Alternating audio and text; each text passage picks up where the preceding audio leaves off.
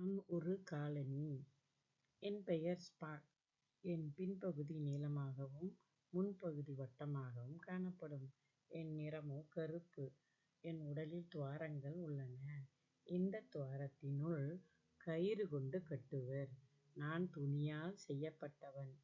நான் பாதத்தைக் காக்கப் பயன்படுவேன். என்னுடன் ஆலையில் பலர் உருவாக்கப்பட்டனர். நாங்கள் சிறு சிறு பெட்டிகளில் அடைக்கப்பட்டோம். எங்களை ஒரு கனவுந்தில் ஏற்றினர். அக்கனவுந்து கும்மிருட்டாகக் காணப்பட்டது. அந்த லோரியில் அச்சம் தவிர் என்ற வாசகம் ஒட்டப்பட்டிருந்தது. அதனைக் கண்டு துணிவு கொண்டோம். எங்களை போடெக்சனில் உள்ள ஒரு பேரங்காடியில் இறக்கினர். அப்பேரங்காடி குளு குளு என்று குளிர்ச்சியாய் இருந்தது. அங்கு எங்களைக் கண்ணாடிப் பேழையில் அடுக்கினர். அக்கடையின் பணிப்பெண் என் மீது விலை அட்டை ஒட்டினார். நான் யாராவது என்னை வாங்க வருவாரா என வழி மீது விழி வைத்துக் காத்திருந்தேன். ஒரு மாலை வேளை ஒரு தந்தை என்னை வாங்கிச் சென்றார். அவர் பணத்தைக் கவுண்டரில் செலுத்தி என்னைப் பெற்றார். அவர் என்னை மகனிடம் வழங்கினார்.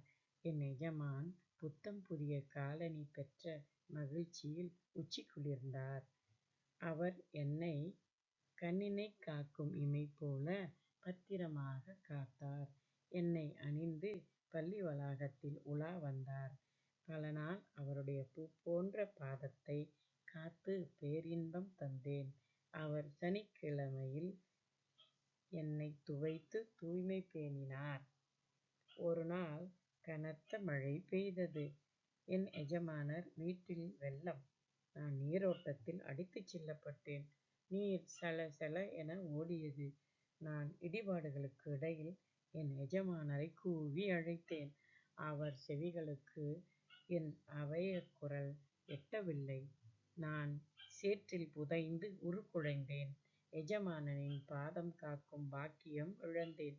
சகதியே எனக்குப் புகலிடம் தந்தது. தன்கதைக் கட்டுரை அமைப்பு முறையில் எழுதணும். அறிமுகம், பயணம், விற்பனை, பயன்பாடு, அனுபவம், தற்போதைய நிலை. இப்படி எழுதி நாம் அதிக புள்ளிகள் பெற முயல்வோம் மாணவர்களே. வாழ்த்துக்கள்.